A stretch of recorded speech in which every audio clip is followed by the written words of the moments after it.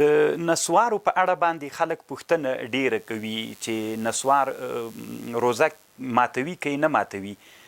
نو د نسوارو په اړه علما بحثونه هم ډیر کوي. نو هند کې یو عالم تیر سوی د علامه مفتی سیف الله خالد، هغه یو کتاب جوړ کړی فتاوا نوازل فقهیه معاصره. په دغه کتاب کې په دې باندې یو ښه بحث کړی ده.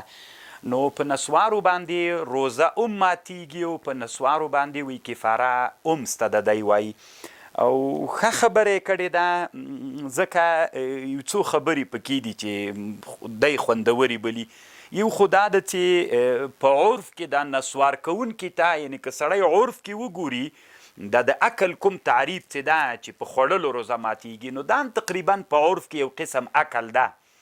نو یو دلیل دا ښودلی ده چې عرفا دا عقل ده. نو عرف ته هم ډېر اعتبار ده، سړی باید د عرف نه مخالفت ونه کړي. او دویمه دا ده چې د نسوارو خامخا یو څه اجزا د سړي نه تیریږي، ستوني ته یو څه اجزا تیریږي.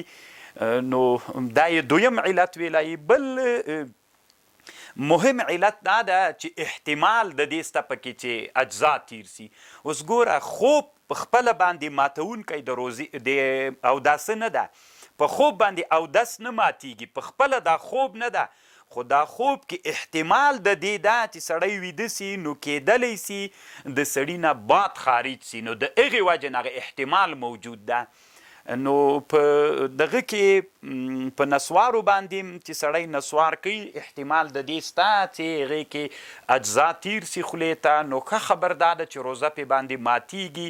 حتی دی وایي چې انسانان دا نسوار چې کوي دا د تلذذ دپاره کوي، یعنې یو قسم خوند پې باندې حاصلوي. نو چې تلذذ یې پې حاصل که نو کفاره هم پې باندې لازمیږي. نو علما ورونو کوشش وکوي چې په دغه مسئله کې مسلمانانو ته سهولیت مه کوئ. هغه علماو چې هغه الله عز وجل سره له علمه پوه عقل هم ورکړی، که نه صد للذرایع، خو په دې باب کې سستی مه کوئ.